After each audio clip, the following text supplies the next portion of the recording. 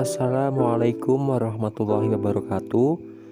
Di sini kami dari kelompok 2 mata kuliah asesmen pembelajaran kimia. Di sini kami membawakan materi mengenai penilaian portofolio. Kelompok 2 beranggotakan 5 orang. Yang pertama yaitu Atifah Azhara, kedua Elena Wardani, 3 Ferry Andrianto, 4 Korina Nuraziza, dan yang kelima Yustika Berlianti Mara.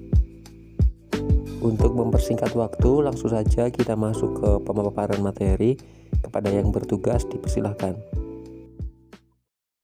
Adapun pengertian dari asesmen portofolio, yakni model asesmen yang menggunakan kumpulan hasil karya siswa yang menunjukkan pencapaian atau peningkatan yang diperoleh siswa dari proses pembelajaran. Portofolio juga dapat memberikan masukan tentang minat belajar siswa, apa yang telah dan apa yang belum diketahui siswa, kemajuan belajar siswa, serta kesulitan yang dialami siswa. Adapun alasan mengapa harus menggunakan penilaian portofolio, yakni karena dapat menghargai proses pembelajaran hasil belajar siswa, dapat mendokumentasikannya, dapat memberikan perhatian pada prestasi siswa yang berprestasi, dapat bertukar informasi dengan orang tua, peserta didik, dan guru, serta dapat meningkatkan efektivitas proses pengajaran. Adapun prinsip pembelajaran pada portofolio, yang pertama, ada 4 pilar pendidikan, yakni adapun landasan yang digunakan dalam pembelajaran portofolio ini. Yang pertama ada learning to do, learning to know, learning to be, and learning to live together yang dicanangkan oleh UNESCO. Yang kedua, pandangan konstruktivisme. Dalam hal ini, kata kuncinya adalah konstruk. Konsekuensinya, siswa dalam memproses pembelajaran seharusnya bersungguh-sungguh membangun makna dalam sudut pandangan pembelajaran yang bermakna, bukan hanya sekadar hafalan ataupun tiruan. Dan yang ketiga, ada demokrasi teaching. Proses demokrasi dimulai dari perumusan permasalahan kelas sampai pada penyajian portofolio yang dapat dilihat atau yang nampak, yakni aktivitas dan kreativitas siswa yang begitu bebas untuk mengapresiasikan berbagai pengalaman belajarnya. Prinsip belajar siswa ini dapat dilihat dari tahap ataupun langkah-langkah kegiatan, di mana hampir semua langkah kegiatan ini melibatkan seluruh aktivitas siswa. Selanjutnya ada kelompok belajar kooperatif yang menerapkan sistem belajar kooperatif, yaitu pembelajaran yang berbasis kerjasama. Lalu ada pembelajaran partisipatif. Nah, melalui model ini, siswa belajar sambil menjalankan atau learning to by doing. Dan yang terakhir ada reactive teaching. Nah, guru perlu menciptakan strategi yang tepat agar siswa mempunyai motivasi untuk belajar yang lebih tinggi. Nah, dalam penilaian di kelas, portofolio dapat digunakan untuk mencapai berbagai tujuan. Yang pertama, menghargai perkembangan yang dialami oleh siswa. Yang kedua, mendokumentasikan proses pembelajaran yang berlangsung. Yang ketiga, memberikan perhatian atas prestasi siswa yang terbaik. Yang keempat, meningkatkan kemampuan. Yang kelima, merefleksi diri. Dan yang terakhir, membantu siswa dalam merumuskan tujuan. Adapun hal yang perlu diperhatikan dan dijadikan pedoman dalam penggunaan penilaian portofolio di sekolah, antara lain, yang pertama, karena siswa adalah benar-benar karya peserta didik itu sendiri. Yang kedua, saling percaya antara guru dan peserta didik. Yang ketiga, kerahasiaan bersama antara guru dan peserta didik. Yang keempat, milik bersama antara peserta didik dan guru. Yang kelima, kepuasan. Yang keenam, kesesuaian. Dan yang ketujuh, penilaian proses dan hasil. Dan yang terakhir adalah penilaian dan pembelajaran. Nah, selanjutnya ada lingkup portofolio yang tercakup sangat luas. Yang pertama, Perkembangan pemahaman siswa pada periode waktu tertentu. Yang kedua, pemahaman dari banyak konsep dan topik yang telah diberikan. Yang ketiga, mendemonstrasikan perbedaan bakat. Yang keempat, kemampuan untuk menunjukkan pekerjaan yang original. Yang kelima, kegiatan selama periode waktu tertentu dan rangkuman arti dari kegiatan tersebut. Yang keenam, kemampuan untuk menampilkan dalam suatu variasi konteks tempat tertentu. Yang ketujuh, kemampuan untuk mengintegrasikan teori dan praktek. Dan yang terakhir, refleksi nilai-nilai individu, pandangan dunia baru, ataupun orientasi filosofi. Yang selanjutnya yaitu target-target penilaian asesmen portofolio.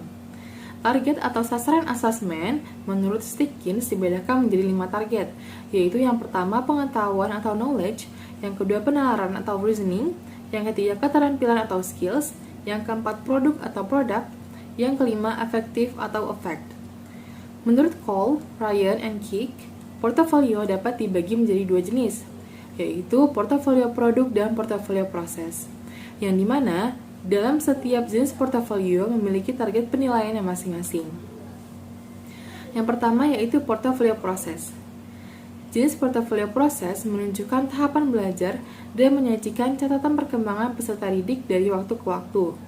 Portofolio proses menunjukkan kegiatan pembelajaran untuk mencapai standar kompetensi, kompetensi dasar, dan sekumpulan indikator yang dituntut oleh kurikulum, serta menunjukkan semua hasil dari awal sampai akhir dalam kurun waktu tertentu. Guru menggunakan portofolio proses untuk menolong peserta didik mengidentifikasi tujuan pembelajaran, perkembangan hasil belajar dari waktu ke waktu, dan menunjukkan pencapaian hasil belajar.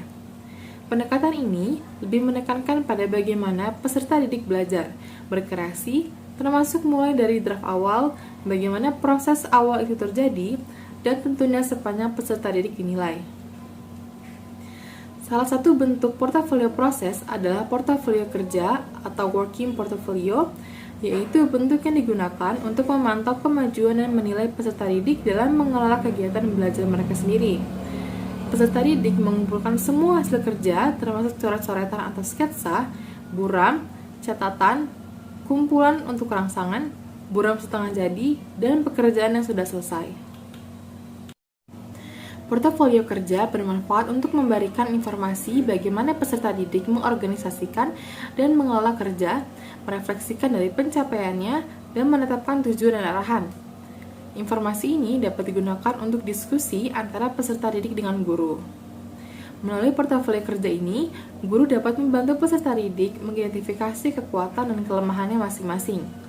Informasi ini dapat digunakan untuk memperbaiki cara belajar siswa.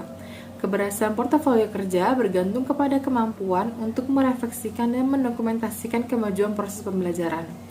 Dalam portofolio kerja yang target penilaiannya adalah cara kerja atau pengorganisasian dan hasil kerja.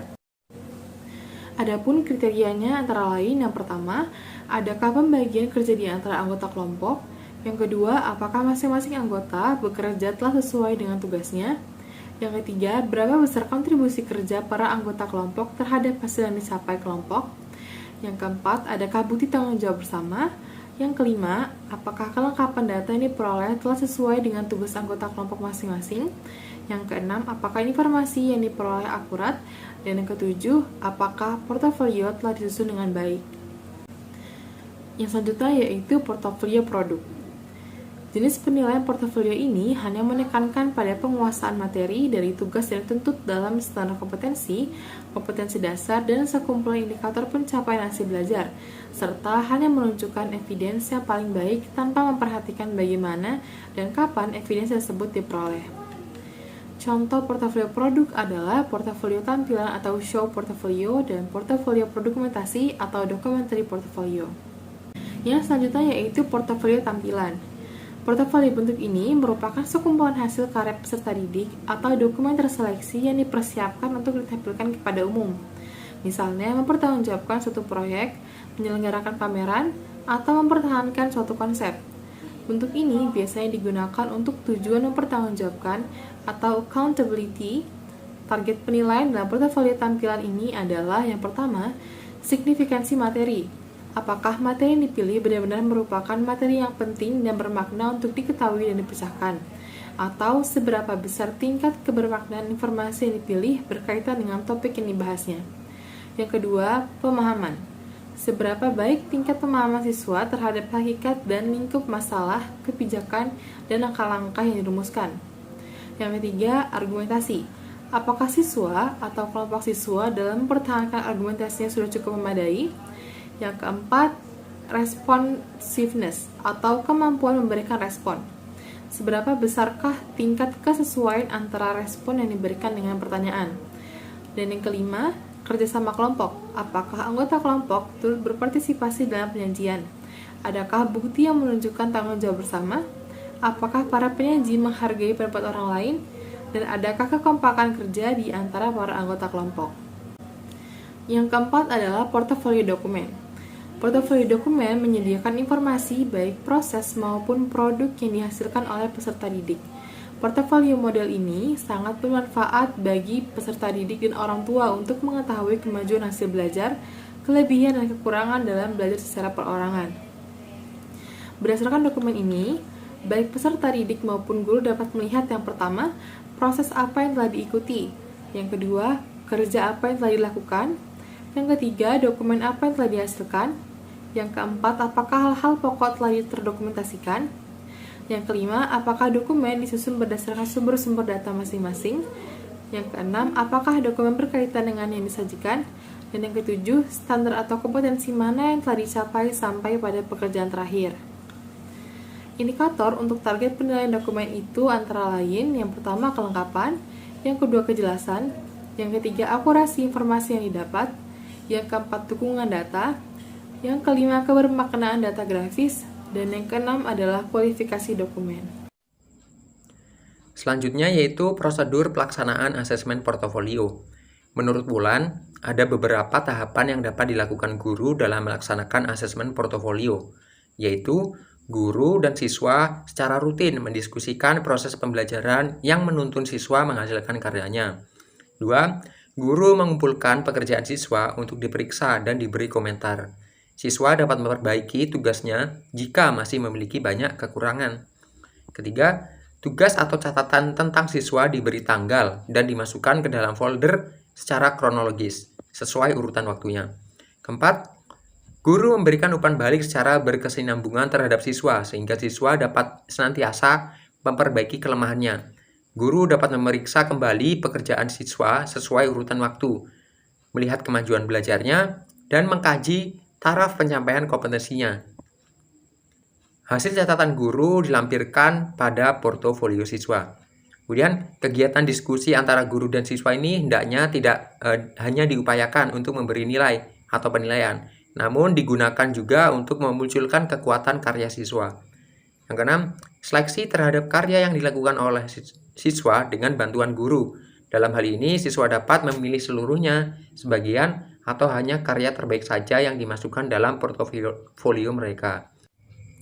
Lebih lanjut, Zainul dalam Hasmalena tahun 2009 mengemukakan bahwa ada beberapa hal yang harus dilalui dalam mengimplementasikan asesmen portofolio, yaitu yang pertama ada 3 tahapan. Yang pertama yaitu tahap persiapan, yang kedua tahap pelaksanaan, dan 3 tahap penilaian.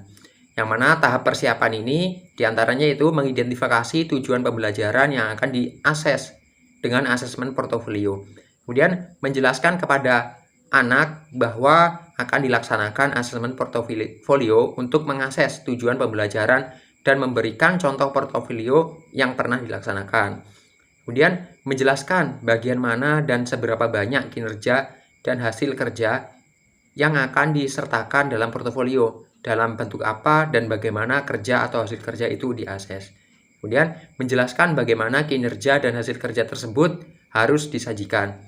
Kemudian yang kedua yaitu tahap pelaksanaan. Tahap pelaksanaan ini diantaranya memuat guru melaksanakan proses pembelajaran dan selalu memotivasi siswa untuk belajar. Kemudian guru melakukan pertemuan secara rutin dengan siswa guna mendiskusikan proses pembelajaran yang akan menghasilkan kerja siswa, sehingga setiap langkah siswa dapat memperbaiki kelemahan yang mungkin terjadi. Kemudian, guru memberikan umpan balik secara berkesinambungan kepada anak atau siswa dan memamerkan keseluruhan hasil karya yang disimpan dalam portofolio. Kemudian tahap yang ketiga yaitu tahap penilaian. Di antaranya menegakkan kriteria penilaian yang dilakukan bersama-sama dengan partisipasi siswa. Kemudian kriteria yang telah disepakati diterapkan secara konsisten baik oleh guru maupun siswa. Kemudian arti penting dari tahap penilaian adalah self-assessment atau penilaian diri sendiri yang dilakukan oleh siswa sehingga siswa menghayati dengan baik kekuatan dan kelemahannya dan hasil penilaiannya dijadikan tujuan baru bagi proses pembelajaran. Selanjutnya, kekuatan dan kelemahan asesmen portofolio. Penilaian portofolio memiliki keunggulan dan tentunya kelemahan dalam pelaksanaannya di kelas. Keunggulan yang dari penggunaan penilaian portofolio ini dapat dilihat dari kondisi-kondisi berikut. Yang pertama, perubahan paradigma penilaian. Perubahan paradigma dari membandingkan kedudukan kemampuan peserta didik menjadi pengembangan kemampuan peserta didik melalui umpan balik dan refleksi diri. Penilaian portofolio dapat menolong guru melakukan dan mengevaluasi kemampuan dan peserta didik sesuai dengan harapan tanpa mengurangi kreativitas peserta didik di kelas. Selanjutnya, akuntabilitas. Penilaian portofolio menekankan pada keadaan yang dapat dipertanggungjawabkan. Hal ini dapat dilihat dari adanya kerjasama antara guru, siswa, dan orang tua. Jadi, bukan semata-mata guru yang memberikan penilaian, tetapi atas pengetahuan siswa dan orang tua. Selanjutnya, peserta didik sebagai individu yang peran aktif. Ciri khas dari penilaian portofolio adalah memungkinkan guru untuk melihat peserta didik sebagai individu yang masing-masing memiliki karakteristik, kebutuhan, dan kelebihan tersendiri. Ini sangat berguna manakala program evaluasi sangat fleksibel dan lebih menekankan pada tujuan individual sehingga memberikan peran aktif dalam proses penilaian dan memberikan kesempatan untuk meningkatkan kemampuan mereka. Selanjutnya, identifikasi. Penilaian portofolio dapat mengklasifikasi dan mengidentifikasi program pengajaran dan memungkinkan untuk mendokumentasikan pemikiran di samping pengembangan program, sehingga kriteria portofolio akan berpengaruh terhadap penentuan tujuan pembelajaran. Selanjutnya, keterlibatan orang tua dan masyarakat. Penilaian portofolio melibatkan orang tua dan masyarakat untuk berperan serta dalam melibatkan pencapaian kemampuan peserta didik yang berkaitan dengan konteks kurikulum dibandingkan dengan hanya melihat angka-angka tes yang selama ini dihasilkan. Selanjutnya, penilaian diri. Portofolio memungkinkan peserta didik melakukan penilaian diri atau self-assessment, refleksi, dan pemikiran yang kritis atau critical thinking. Penilaian diri adalah penilaian yang digunakan oleh peserta didik untuk menilai evidence mereka. Peserta didik harus memiliki kemampuan, pengetahuan, dan keyakinan diri untuk mengevaluasi proses yang mereka sedang kerjakan dan pengembangan hasil kerjanya. Ketika mereka belajar sebagai pelajar yang mandiri, penilaian diri berguna untuk melihat keterlibatan peserta didik sepenuhnya dalam proses pembelajaran yang sedang berlangsung. Selanjutnya, penilaian yang fleksibel. Penilaian portofolio memungkinkan penilaian fleksibel yang bergantung kepada indikator pencapaian hasil belajar yang ditentukan. Selanjutnya, tanggung jawab bersama. Penilaian portofolio memungkinkan guru dan peserta didik secara bersama-sama bertanggung jawab untuk merancang proses pembelajaran dan untuk mengevaluasi kemajuan belajar yang sesuai dengan tujuan pembelajaran. Selanjutnya, keadilan.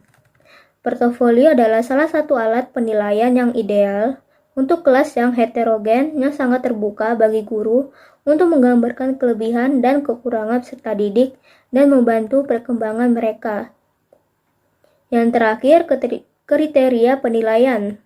Hasil pekerjaan peserta didik akan dinilai berdasarkan penilaian yang relevan dengan penampilan mereka, misalnya dengan skala rating. Peserta didik yang kurang akan tetap mendapat penghargaan, sedangkan pencapaian keberhasilan yang optimal menjadi tujuan dari penilaian portofolio ini. Dalam penilaian portofolio terdapat juga beberapa kelemahan yang dialami saat dilaksanakannya penilaian portofolio. Yang pertama, waktu ekstra. Penilaian portofolio memerlukan kerja ekstra dibandingkan dengan penilaian lain yang biasa guru lakukan. Tetapi usaha guru yang menggunakan penilaian portofolio akan sangat dihargai dan terutama dikenang baik oleh peserta didik. Sebab melalui penilaian portofolio, peserta didik dapat meningkatkan motivasi, partisipasi aktif dalam proses pembelajaran, bahkan meningkatkan kemampuan mereka. Selanjutnya, reliabilitas. Penilaian portofolio nampak kurang reliabel dibandingkan dengan penilaian lain yang menggunakan angka seperti ulangan harian, ulangan umum, maupun ujian akhir nasional yang menggunakan tes. Penilaian dilakukan sendiri oleh peserta didik atau self-assessment maupun oleh kelompok peserta didik agak kurang reliabel. Oleh karena itu, latihan penilaian dilakukan oleh peserta didik maupun kelompok peserta didik sangat diperlukan. Dengan adanya latihan yang terus-menerus, terutama kriteria yang disajikan sangat jelas dan mudah dipahami, peserta didik akan berarti menjadi penilai bagi pekerjanya sendiri. Selanjutnya, pencapaian akhir. Guru memiliki kecenderungan memperhatikan hanya untuk pencapaian akhir. Jika hal ini terjadi, berarti proses penilaian portofolio tidak mendapatkan perhatian sewajarnya. Selanjutnya, top down. Guru dan peserta didik biasanya terjebak dalam suasananya hubungan top down, yaitu guru menganggap tahu segalanya dan peserta didik selalu dianggap sebagai objek yang harus dididik dan diberitahu. Dengan demikian, proses pembelajaran menjadi satu arah. Apalagi kondisi ini terwujud, maka inisiatif dan kreativitas peserta didik yang menjadi ciri khas portofolio akan hilang. Selanjutnya, skeptisme. Masyarakat, khususnya orang tua peserta didik selama ini, hanya mengenal keberhasilan anaknya hanya pada angka-angka hasil tes atau test scores, peringkat dan hal-hal yang bersifat kuantitatif. Sebaliknya, portofolio pada hakikatnya tidak mengenal angka-angka yang dimaksud. Akibatnya, terkadang orang tua bersikap skeptis dan lebih percaya pada tes daripada penilaian portofolio. Untuk mengatasi hal tersebut, format penilaian dapat menggunakan kriteria penilaian yang bervariasi, mulai dari tidak menggunakan angka sampai dengan menggunakan angka. Selanjutnya, hal yang baru. Penilaian portofolio adalah sesuatu yang baru dalam dunia pendidikan di Indonesia. Oleh karena itu, bukan tidak mungkin kebanyakan guru kurang mengenal penilaian portofolio. Mereka lebih mengenal bentuk penilaian yang biasa dilakukan. Selanjutnya, penerapan di sekolah. Penilaian portofolio terkadang sulit diterapkan di sekolah yang lebih mengenal perbandingan peserta didik melalui skor tes, peringkat, dan yang lebih sering menggunakan tes yang sudah baku seperti ujian nasional. Selanjutnya, format penilaian yang lengkap dan detail. Penyediaan format yang digunakan secara lengkap dan detail dapat juga menjebak peserta didik akan terjerumus ke dalam suasana yang kaku dan mematikan, yang akhirnya akan mematikan inisiatif dan kreativitas. Dan yang terakhir, tempat penyimpanan. Penilaian portofolio memerlukan tempat penyimpanan yang memadai, apalagi bila jumlah peserta didik cukup banyak. Oleh karena itu, guru perlu mewaspadai hal tersebut. Baiklah, selanjutnya adalah pengembangan instrumen asesmen portofolio. Jadi, menurut Nurgiantoro pada tahun 2011, itu langkah yang perlu ditempuh dalam pengembangan asesmen portofolio itu ada 4, yaitu yang pertama penentuan standar, yang kedua penentuan tugas otentik, yang ketiga pembuatan kriteria, dan yang terakhir adalah pembuatan rubrik. Yang pertama yaitu penentuan standar. Standar yang dimaksudkan adalah sebuah pernyataan tentang apa yang harus diketahui dan dilakukan oleh seorang pembelajar. Nah, standar ini harus dapat diobservasi dan diukur ketercapaiannya. Dalam dunia pendidikan di Indonesia, itu dikenal istilah standar kompetensi dan kompetensi dasar. Standar kompetensi ini adalah kualifikasi kemampuan yang mencakup sikap, pengetahuan, dan keterampilan. Sementara itu, kompetensi dasar adalah kompetensi minimal yang harus tercapai dan dikuasai oleh pembelajar. Nah, kompetensi ini menjadi acuan dan tujuan yang ingin dicapai dalam keseluruhan proses pembelajaran. Kompetensi dasar ini kemudian dijabarkan menjadi sejumlah indikator yang lebih operasional. Kemudian, penentuan standar itu merupakan penentuan standar kompetensi, kemudian kompetensi dasar, dan indikator yang menjadi acuan kegiatan pembelajaran dan penilaian. Nah, yang kedua adalah penentuan tugas otentik. Jadi, tugas otentik itu merupakan tugas yang harus dikerjakan oleh pembelajar untuk mengukur kompetensi yang diajarkan, baik itu ketika proses pembelajaran berlangsung maupun di akhir pembelajaran. Nah, dalam pembuatan tugas otentik ini, terdapat dua hal yang harus menjadi acuan, yaitu yang pertama, pemilihan tugas otentik itu harus mengacu pada kompetensi yang akan diukur, dan yang kedua adalah tugas harus mencerminkan keadaan atau kebutuhan pembelajaran sesungguhnya di dunia nyata. Kemudian, yang ketiga adalah pembuatan kriteria. Jadi, kriteria itu merupakan pernyataan yang menggambarkan tingkat pencapaian dan bukti-bukti nyata pencapaian belajar sebagai belajar dengan kualitas tertentu yang diinginkan.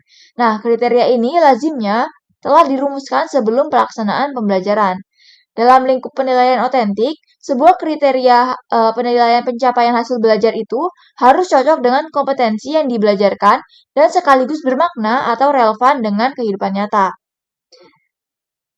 Jumlah kriteria itu bersifat relatif, tetapi sebaiknya dibatasi, dan yang pasti kriteria itu harus mengungkap pencapaian hal-hal yang esensial dalam sebuah standar atau kompetensi. Karena itulah yang menjadi inti penguasaan terhadap kompetensi pembelajaran. Nah, selain itu, pembuatan kriteria itu harus mengacu pada ketentuan-ketentuan yang selama ini dinyatakan baik itu dalam artian relatif untuk keperluan penilaian hasil belajar. Nah, ketentuan-ketentuan yang harus diacu dalam pembuatan kriteria ini, yaitu yang pertama, tugas itu harus dirumuskan secara jelas, kemudian yang kedua adalah singkat dan padat, kemudian dapat diukur, dan karenanya haruslah dipergunakan kata-kata kerja operasional, kemudian merujuk pada tingkah laku hasil belajar, di mana apa yang harus dilakukan dan bagaimana kualitas yang dituntut, dan yang terakhir, sebaiknya ditulis dalam bahasa yang mudah dipahami oleh subjek didik. Kemudian, tahap yang terakhir atau tahap yang keempat yaitu pembuatan rubrik. Jadi, rubrik itu merupakan sebuah skala penskoran yang digunakan untuk menilai kinerja siswa untuk tiap kriteria terhadap tugas-tugas tertentu. Rubrik ini digunakan untuk menentukan tinggi rendahnya capaian kinerja dari siswa. Nah, dalam sebuah rubrik terdapat dua hal pokok yang harus dibuat, yaitu kriteria dan tingkat capaian kinerja. Nah, kriteria itu berisi hal-hal esensial yang ingin diukur tingkat tercapaiannya, sedangkan tingkat capaian kinerja itu pada umumnya ditunjukkan oleh angka. Angka tersebut biasanya memiliki deskripsi verbal yang diwakilinya. Besar kecilnya angka itu menunjukkan tingkat ketercapaiannya. Nah, rubrik ini memiliki beberapa manfaat, yaitu yang pertama sebelum penilaian, kemudian ada selama proses penilaian, dan setelah penilaian. Manfaat rubrik sebelum penilaian yaitu peserta didik itu berkesempatan untuk melihat dan memahami tentang apa yang dinilai dan bagaimana detail dari deskripsi untuk grade capaian yang berbeda. Kemudian, yang kedua, dengan pemahaman tersebut, siswa dapat menyusun strategi pembelajarannya sendiri.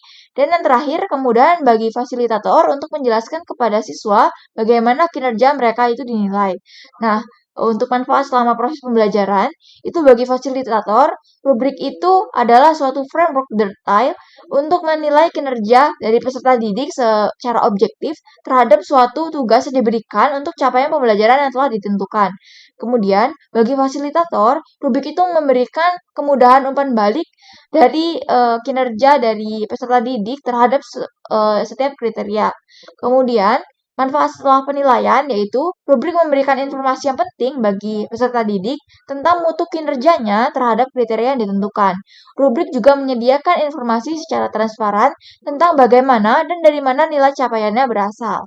Nah, rubrik ini terbagi menjadi dua jenis, yaitu rubrik analitik dan rubrik holistik.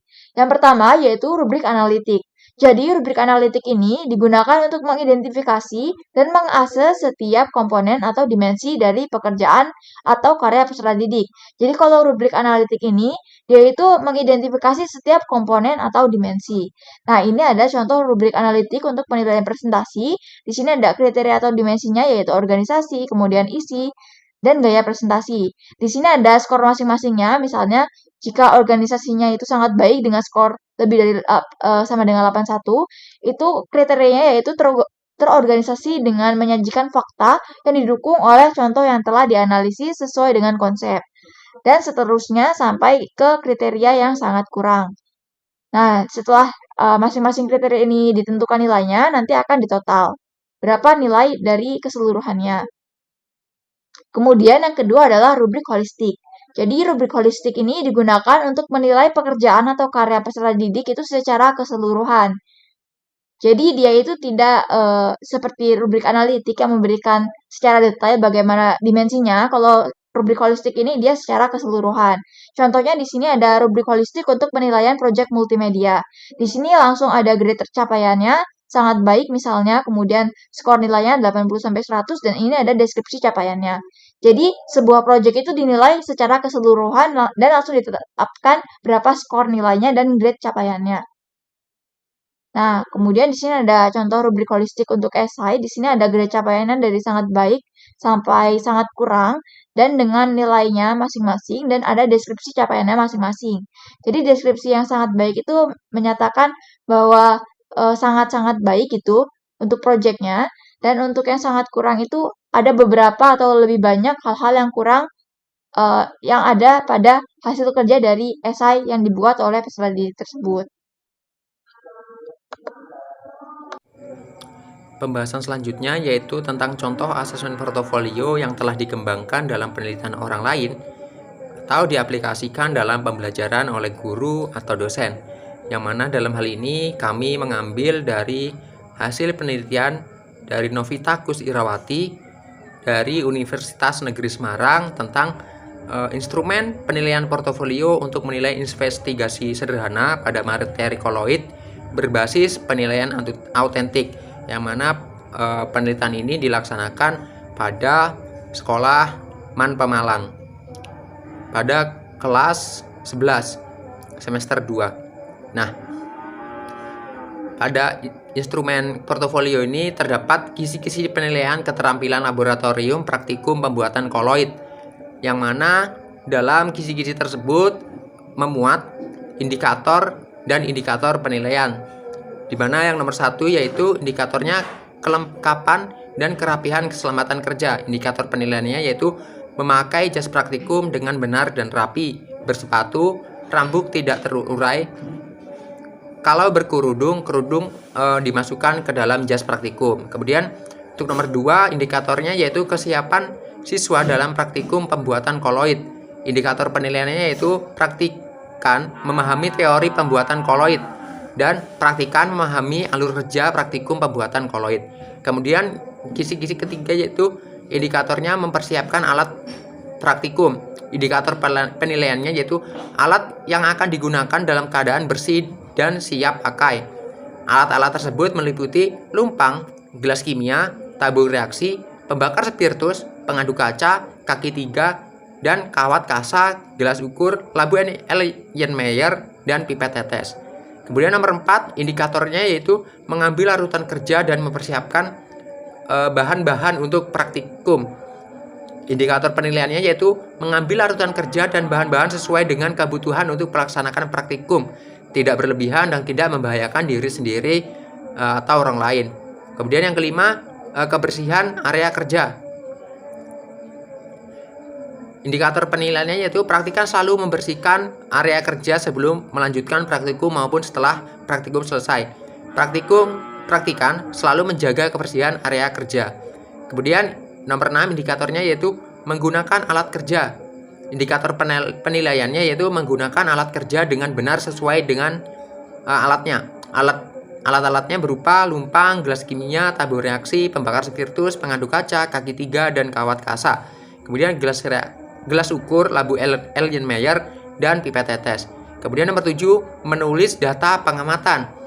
di mana indikator penilaiannya yaitu menulis data pengamatan dengan benar sesuai dengan hasil praktikum. Kemudian nomor 8, indikatornya membersihkan alat-alat praktikum setelah praktikum. Indikator penilaiannya alat yang digunakan setelah praktikum dalam keadaan bersih dan siap pakai. Alat-alat tersebut meliputi lumpang, gelas kimia, tabung reaksi, pembakar spiritus, pengaduk kaca, kaki 3, kawat kasa, gelas ukur, labu Erlenmeyer, dan pipet tetes.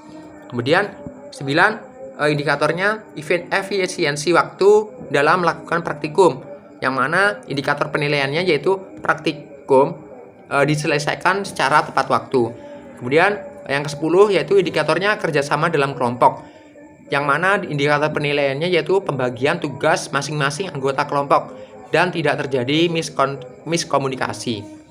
Nah, dari kisi-kisi tersebut dibuat lembar observasi untuk penilaian keterampilan laboratorium praktikum pembuatan koloid.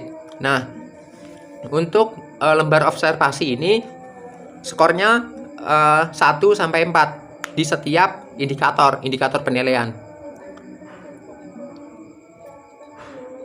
Untuk tabelnya seperti berikut, yang mana memuat tentang dimensi keterampilan yang dinilai, yaitu tentang kelengkapan dan kerapihan keselamatan kerja. Skornya yaitu 1-4.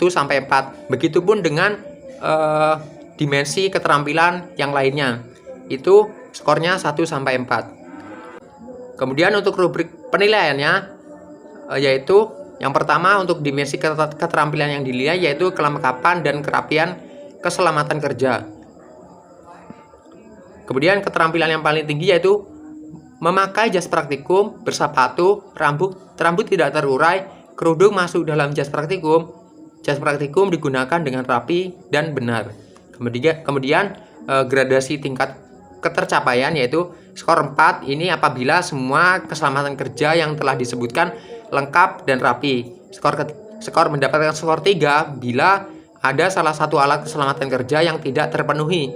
Kemudian mendapat skor 2 apabila ada 2 atau 3 komponen keselamatan kerja tidak terpenuhi.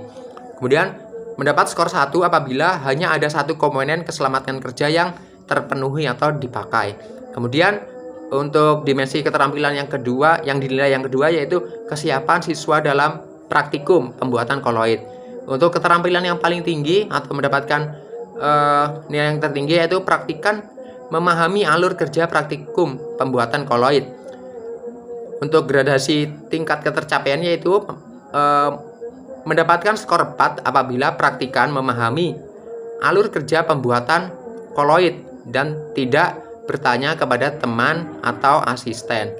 Skor 3 mendapatkan skor 3 apabila praktikan bertanya hanya untuk memastikan alur kerja atau ragu-ragu. Mendapatkan skor 2 apabila praktikan bertanya alur kerja karena tidak paham atau bingung dengan alur kerja tersebut. Dan mendapatkan skor 1 apabila praktikan tidak memahami alur kerja sama sekali. Kemudian untuk dimensi keterampilan yang dinilai yang ketiga yaitu mempersiapkan alat praktikum. Untuk keterampilan penilaian yang paling tinggi yaitu alat yang digunakan dalam keadaan bersih dan siap pakai. Alat-alat tersebut meliputi lumpang, gelas kimia, kemudian pembakar spiritus, kaki 3, kemudian spatula, gelas ukur, pipet tetes, dan labu Erlenmeyer. Nah, untuk gradasi penilaiannya yaitu mendapatkan skor 4 apabila semua alat lengkap dan bersih. Mendapatkan skor 3 apabila ada salah satu alat yang tidak disiapkan atau tidak bersih saat digunakan. Mendapatkan skor 2 apabila ada 2 atau 3 alat yang tidak disiapkan atau tidak bersih saat digunakan, dan mendapatkan skor 1 apabila hanya ada 1 atau 2 alat yang disiapkan dalam keadaan bersih. Untuk yang nomor 4 yaitu dimensi keterampilan yang dinilai yaitu mengambil larutan kerja dan mempersiapkan bahan-bahan untuk praktikum. Kemudian untuk keterampilan yang paling tinggi yaitu mengambil larutan kerja dan bahan-bahan sesuai dengan kebutuhan untuk pelaksanaan praktikum dan tidak berlebihan dan tidak membahayakan diri sendiri atau teman. Untuk gradasi penilaiannya yaitu mendapatkan skor 4 apabila larutan kerja dan bahan-bahan yang diambil sesuai dengan kebutuhan praktikum, dan saat pengambilan tidak ada larutan yang tumpah.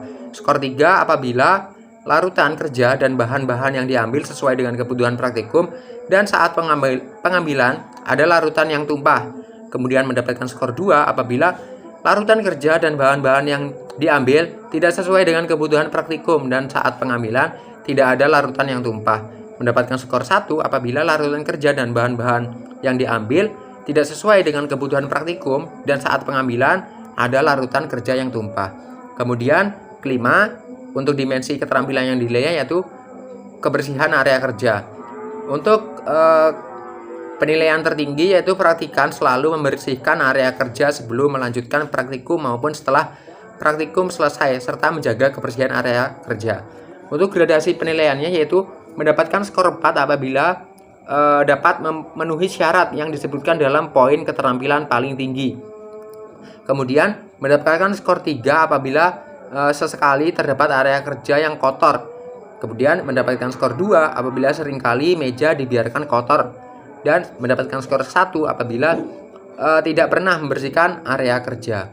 Kemudian untuk nomor 6, dimensi keterampilan yang dinilai yaitu menggunakan alat kerja. Kemudian untuk keterampilan yang paling tinggi yaitu menggunakan alat kerja dengan benar, menggunakan lumpang, gelas kimia, tabung reaksi, pembakar spiritus, pengaduk kaca, kaki 3, dan kawat kasa, gelas ukur, labu Erlenmeyer, dan pipet tetes sesuai dengan prosedur kerjanya. Untuk gradasi nilainya yaitu mendapatkan skor 4 apabila dapat memenuhi syarat yang telah disebutkan dalam poin keterampilan paling tinggi. Kemudian mendapatkan skor 3 apabila melakukan kesalahan pada penggunaan maksimal 3 alat. Kemudian mendapatkan skor 2 apabila melakukan kesalahan pada penggunaan maksimal 5 alat. Dan mendapatkan skor 1 apabila melakukan kesalahan pada penggunaan maksimal lebih dari 5 alat. Kemudian untuk dimensi keterampilan yang dinilai yang ketujuh yaitu menulis data pengamatan. Untuk indikator paling tinggi, keterampilan paling tinggi yaitu menulis data pengamatan dengan benar sesuai dengan hasil praktikum. Untuk gradasi penilaiannya yaitu mendapatkan skor 4 apabila dapat memenuhi syarat yang telah disebutkan dalam poin keterampilan paling tinggi. Kemudian mendapatkan skor 3 apabila data pengamatan tidak sesuai dengan hasil percobaan atau menambah atau mengurangi. Kemudian skor 2 apabila memanipulasi data. Kemudian skor 1 apabila tidak memenuhi syarat yang disebutkan dalam poin keterampilan paling tinggi atau tidak memahami data yang harus ditulis. Kemudian untuk yang ke-8 yaitu dimensi keterampilan yang dinilai yaitu membersihkan alat-alat praktikum setelah praktikum. Nah, untuk keterampilan paling tingginya yaitu alat-alat yang digunakan dalam keadaan bersih dan siap pakai. Alat tersebut meliputi yang telah disebutkan tadi. Untuk gradasi penilaiannya yaitu mendapatkan skor 4 apabila semua alat lengkap dan bersih. Kemudian mendapatkan skor 3 apabila ada salah satu alat yang tidak lengkap atau tidak bersih saat digunakan dan setelah digunakan. Untuk skor 2 itu apabila ada 2 atau 3 alat yang tidak lengkap atau tidak bersih setelah digunakan. Dan mendapatkan skor 1 apabila hanya ada 1 atau 2 alat yang digunakan dalam keadaan bersih. Kemudian untuk dimensi keterampilan yang dinilai yang ke-9 yaitu efisiensi waktu dalam melakukan praktikum. Untuk keterampilan paling tingginya yaitu selesai tepat waktu. Skor 4 untuk gradasi penilaiannya yaitu mendapatkan skor 4 apabila dapat memenuhi syarat yang disebutkan dalam poin keterampilan paling tinggi yaitu selesai tepat waktu. Untuk skor 3 apabila selesai lebih dari batas waktu atau molor selama 10 menit sehingga masih bisa ditoleransi. Untuk skor 2 apabila selesai lebih dari batas waktu atau 15 menit. Untuk skor 1 apabila tidak memenuhi syarat yang telah disebutkan dalam poin keterampilan paling tinggi atau terlambatnya ini melebihi 15 menit. Untuk nomor 10 dimensi keterampilan yang dinilai yaitu kerjasama dalam kelompok. Untuk keterampilan paling tinggi yaitu pembagian tugas masing-masing anggota kelompok, tidak terjadi miskomunikasi. Nah, untuk gradasi penilaiannya yaitu skor 4 apabila dapat memenuhi syarat yang telah disebutkan tadi, yaitu pembagian tugas masing-masing anggota kelompok dan tidak terjadi miskomunikasi. Kemudian skor 3 apabila ada pembagian tugasnya itu rata namun terjadi miskomunikasi. Nah, mendapatkan skor 2 apabila pembagian tugas tidak rata namun tidak terjadi miskomunikasi. Nah, nomor 1 mendapatkan skor 1 apabila memenuhi syarat yang telah tidak memenuhi syarat yang telah disebutkan dalam poin keterampilan paling tinggi. Nah, dari